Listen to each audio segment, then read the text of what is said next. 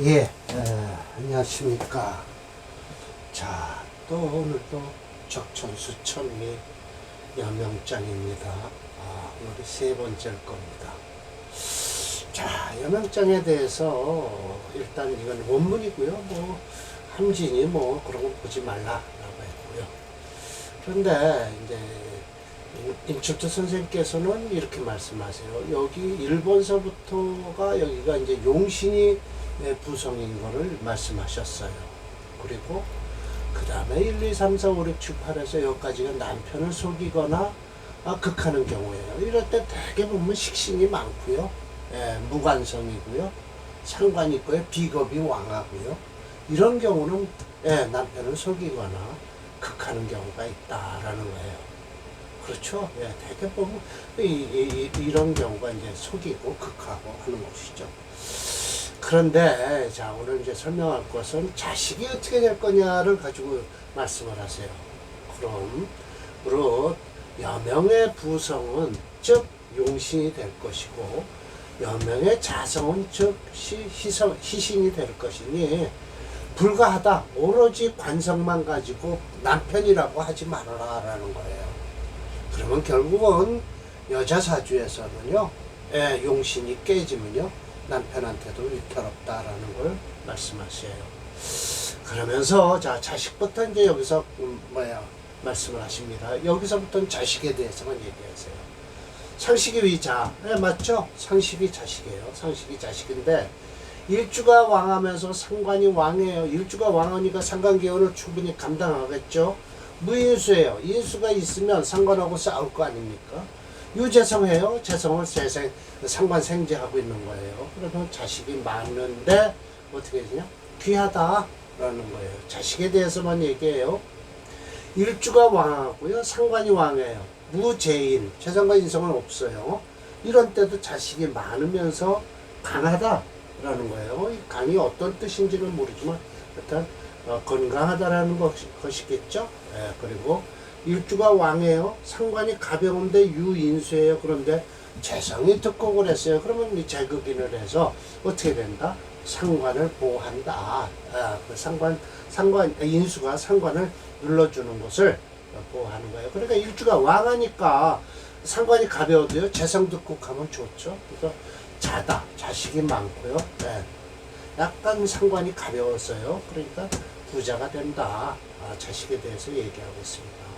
일주가 왕이에요. 무식상이에요. 이건 자식이 없는 거나 마찬가지예요. 관득국해요. 국을 이루었어요.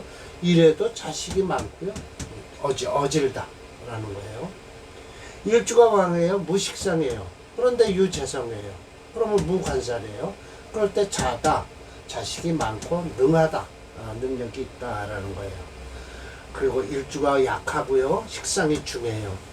그럼 인수가 있어요. 이런 때는 인수가 식상을 눌러줄 거 아닙니까? 무재성이에요. 역시 재성이 없으니까 인수가 살아날 거죠. 필유자. 반드시 자식이 있을 것이다 라는 거예요.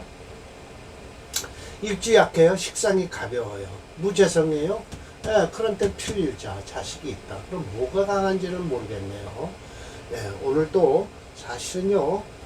마지막 명조인가요? 두 번째 명조. 오늘도 사례 명조를 할 겁니다. 세 개를 하는데요. 마지막으로 하나, 여자가 품성을 제대로 지키지 못한 거 하나 있고요. 두 번, 세 번째는요.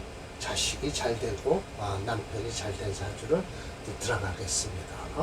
그래서 일주가, 이건 어디에요? 여기 했나요? 이제 세 번째. 일주가 약해요. 재성이 가벼워요. 관인이 왕하죠? 그럼 좋죠. 필유자다. 일주가 약해요. 관성이 왕이에요. 무재재요. 무재성이에요. 인수가 있으니까 관을 설해서 일주를 도와주는 거죠. 필유자. 그리고 반드시 자식이 있다라는 거예요.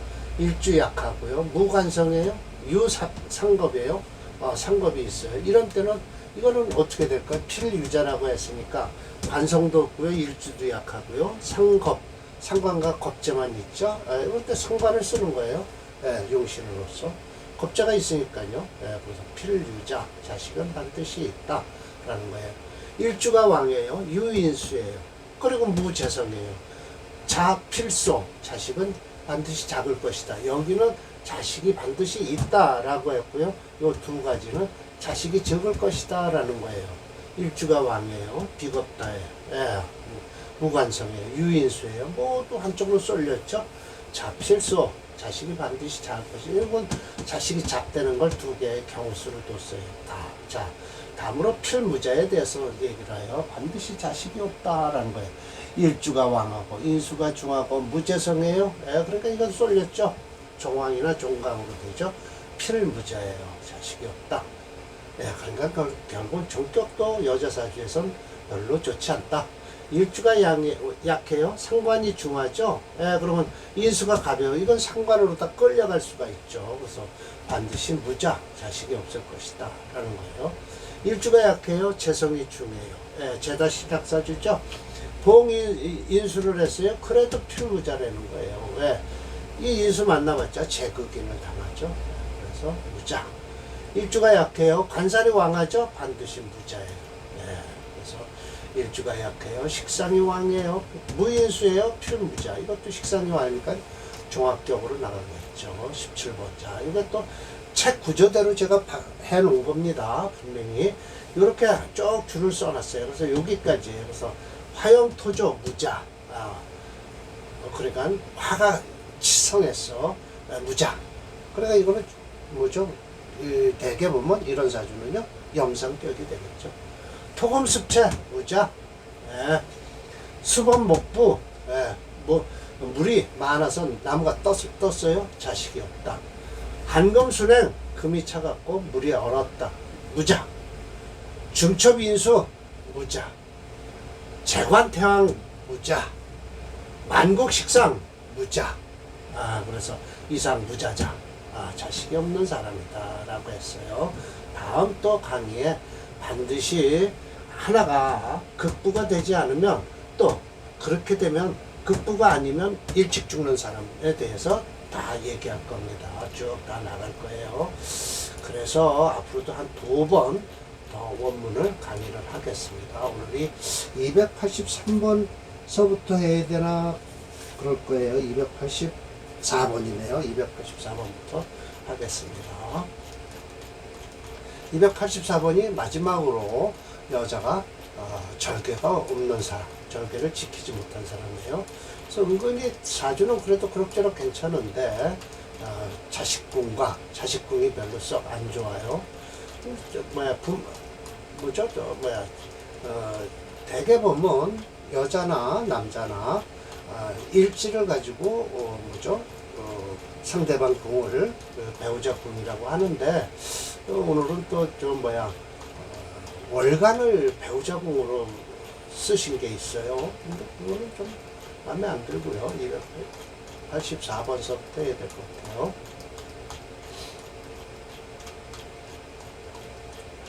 오늘 또 특수격도 하나 나오고요.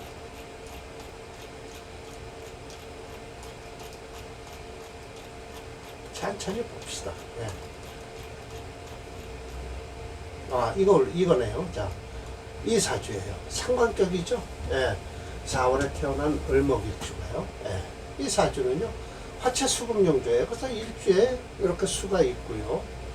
그리고 신금이 여기 있어요. 근데 이 병신합이 되려고 하는데, 어떻게 남편 자리를 월간으로 본 것 같아요. 그렇지 않으면 아마 자리는 보고요. 이걸 남편으로 본 것 같아요. 네, 그럴 겁니다.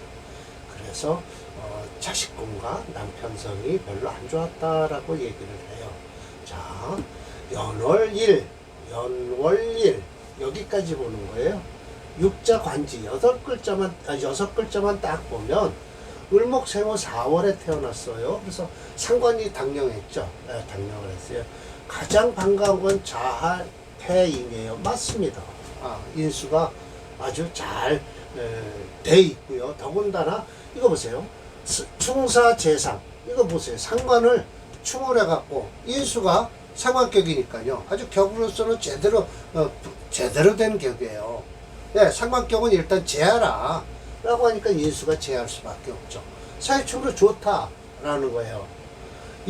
부두 무엇뿐만 아니라 하는 거예요. 일주가 희귀자고 이렇게 바로 도와주는 거, 것을 반가울 뿐만 아니라 억차 또한 신금 듣기 신금이 여기다 자리를 깔고 있어서 위양 보호해 준다라고 했는데 이게 무슨 뜻이냐면 금생수 수생목을 하고 있다 이런 소리를 하는 거예요.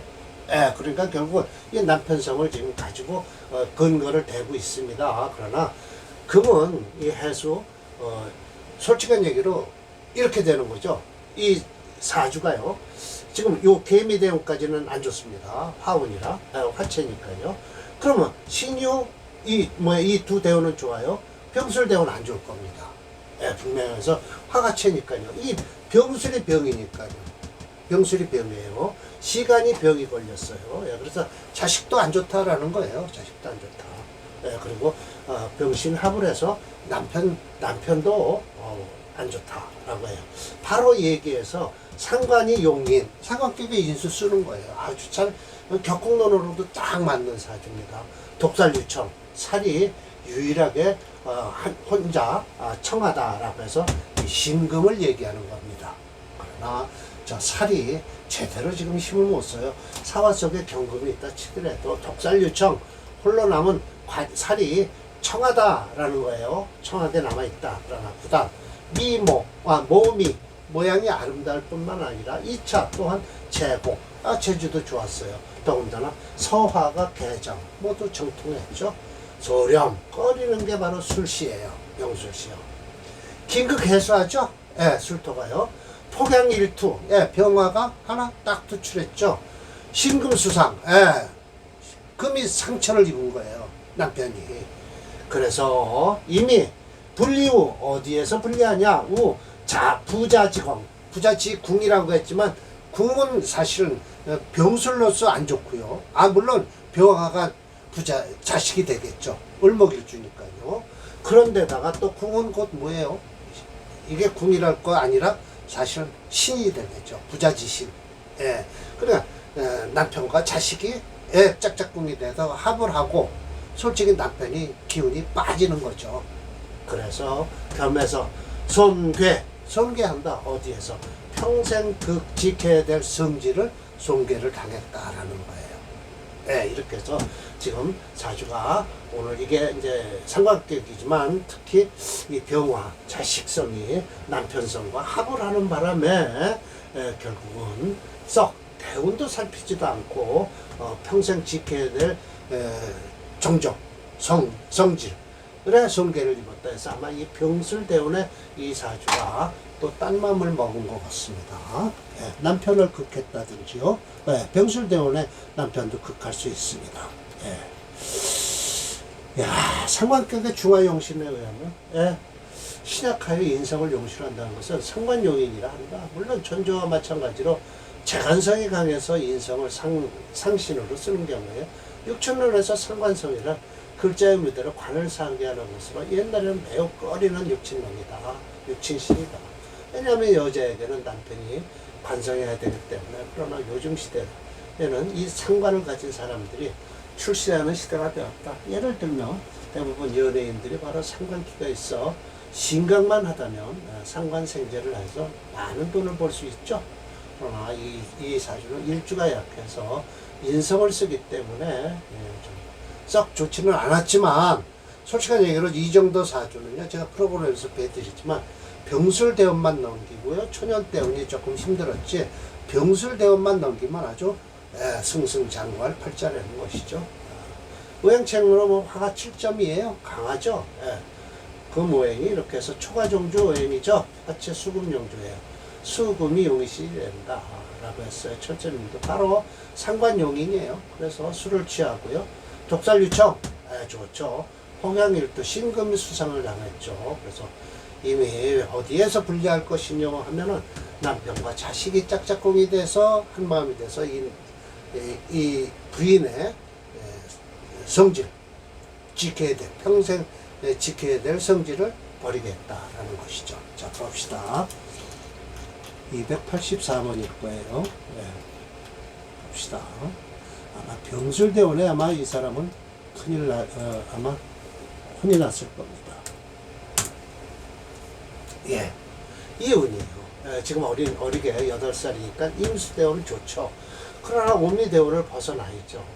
그리고 갑을대운도 이 사주는 썩 좋지 않습니다. 신유대운도 없고요. 이 병술대운이 아마 크게 손실을 당했을 거예요. 남편이 돌아가든지 뭔가 큰 고통을 당했을 것이다 라는 것이죠. 네. 요즘 사주가 이런 사주들이 많죠. 여자 사주에서. 네.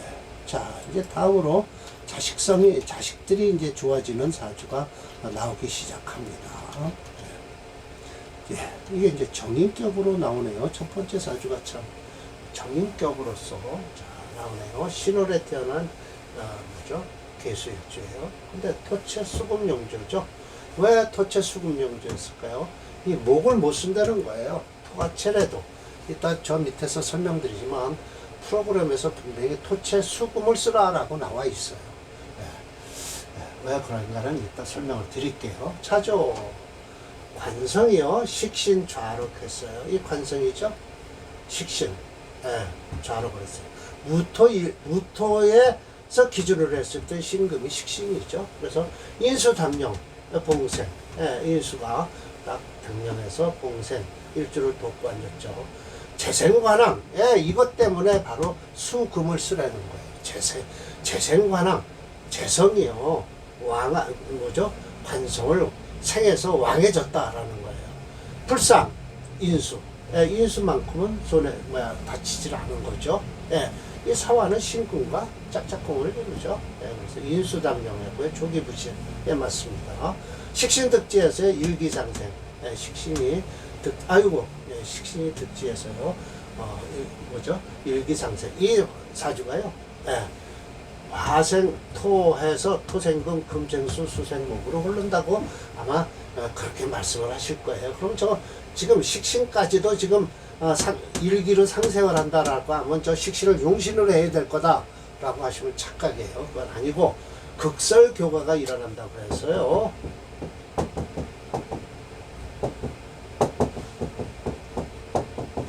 이게 뭐냐? 극하고 설하는 게 엇갈려서 막 가하기 때문에 일주가 약해졌다는 거예요. 이런 때는 오행을 보지 말고 일주를 우선 잡아라.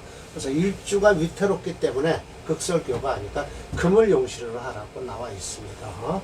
그래서 부영작이 그래서 오행 정균 고르다라고 했는데 골라요. 토가 채이면서 3.6밖에 안 돼요. 그러나 제일 종주오행이에요. 3.6이요. 그러면 그 종주오행이면 미달 종주오행이기 때문에 4.1 미만이기 때문에 4.1 미만이기 때문에 그걸 중심으로 다른 오행 같으면요 토오행이 아닌 다른 오행 같으면 그걸 중심으로 해서 생하고 설하는 오행 중에서 잡아야 되거든요. 근데 이 토는요 잡기라고 해서요 제외시켰어요.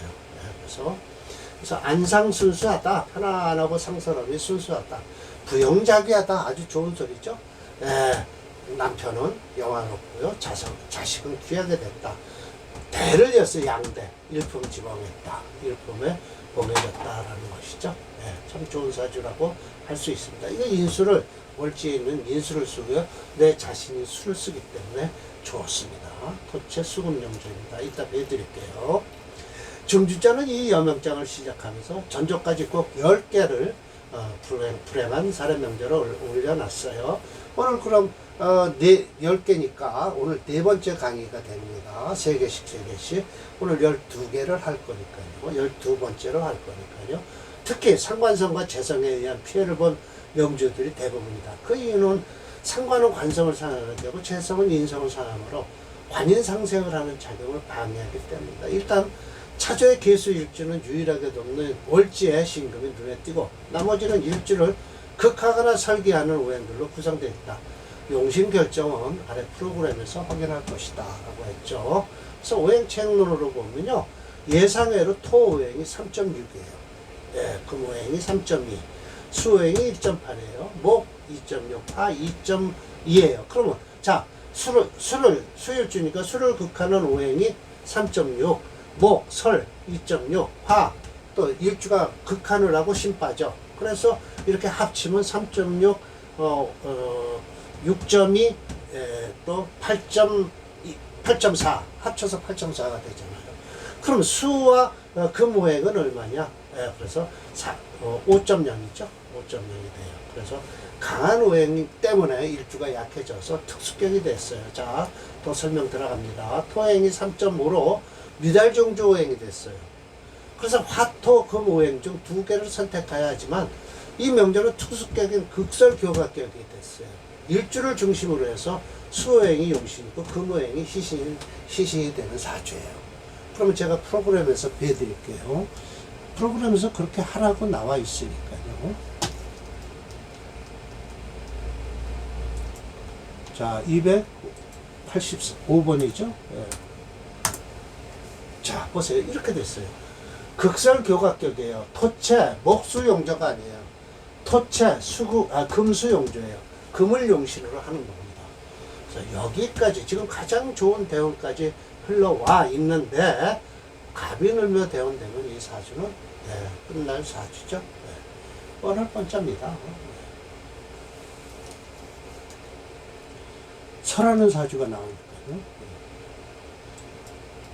그래서 특수극 하나 극설교각격을 보았습니다. 이렇게 좀 사주가요. 깔끔하죠. 이건 밑으로 내려서 써야 될 것 같습니다. 기해, 개유, 갑진, 병인. 정관격이죠. 그러나 정관격이면서 월지를 차지한 금이 채예요. 금이 채기 때문에 금채 화목용조가 되겠죠. 자, 올리고요. 여기다 이렇게 쓰고서 하면 제대로 설명이 될 것 같습니다.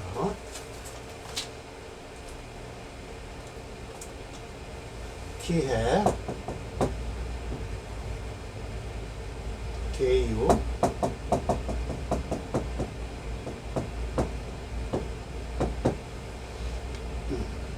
갑진, 병이. 자, 보세요. 이 사주는요, 시지가 바로 용신이 되는 거예요. 그래서 이 자식성을 우선 보는 거죠. 그 이유, 금채 화목명조니까요. 화를 먼저 써야 돼요, 이 사주는. 6월에 간목일주라요. 쪽으로 봐도 그렇고요. 화를 쓰고 화를 덮는 목이 희신이 되었다라는 거예요. 자, 6월에 태어났어요.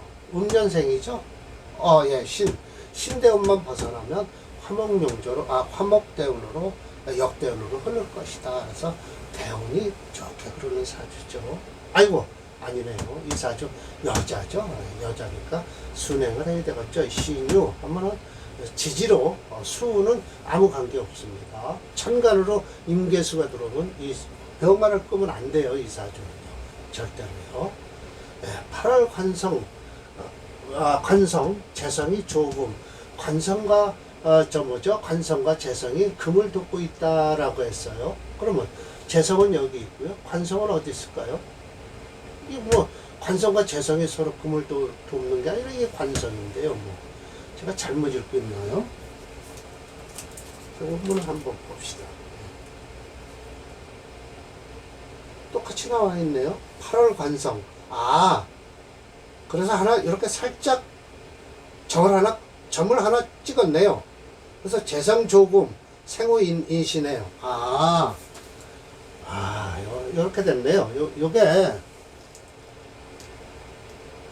8월 관성 이렇게 해서 살짝 찍고요. 재성 재금, 재성이 조금, 재성이 조금, 금을 생한다. 그래서 생호 인시다. 이렇게 해야 되네요. 생호 인시예요. 8월 관성이에요. 8월 관성이 재성이 조금이에요. 이 재성 있죠, 진유. 그러면서 인시에 태어났어요. 정확하죠. 연시가 양지에 봉생 등록했어요. 연과 시가 양지에, 두 지지에. 그렇죠. 이건 록이고요. 이거는 인수죠. 그래서 등록했어요. 그러니까 충분히 화도 쓰고 화를 용신으로 쓸 수 있다는 거예요. 그러나 이 금은 용신으로 못 써요. 아무리 목이 강하다 하더라도 금은 쓸 수가 없죠. 그러나 이 사주는요, 금이 챕니다. 인유, 생을 해주고 해서 금이 챕니다. 그래서 화수, 투간했어요. 화와 수가 투간했어요. 무삼국지세. 서로 극하려고 하질 않는다. 유 생화지정이다. 수생목 목생화 한다는 거죠. 재성득지했어요. 재성이 지지를 딱 깔고 앉았고요. 사주 통근했어요. 예, 간목한테도 다 통근한 거예요. 해수까지요. 오행불패. 그래서 기정합평, 예, 그 기운이 고요하고 합평했다라는 거예요. 순수 생화유정, 예, 순수하고 생하고 하는 게 부용자기하네요. 또 수일품지봉을 했다라는 것이죠. 이건 이 여자가 일품에 먹여졌다라는 거예요. 그렇지 않으면 수일품지봉이라고 해서 남편이라고 해도 되겠죠. 예, 뭐 여튼 그렇죠. 예, 남편이 되겠네요. 자, 그렇죠. 6월의 간목일주는 약한 것은 확실한데 중화용신은 인비성이 비인성이 될 듯하다. 용신으로요. 아니면 수가 용신으로 금이신으로 관인상생격일 수도 있다. 이같이 용신이 애매모호한 경우 아래 프로그램의 지수법칙으로 확인하면 용신만큼은 확실하게 정할 수 있다라는 거예요. 자, 오행책로로 보니까 금이 5.0이네요. 이 올지를 장악한 금이 5.0이에요. 수 2.3, 목 2.9, 화 1.6, 토 2.8에 금체 화목용조로 화용신의 목기신이 되고요.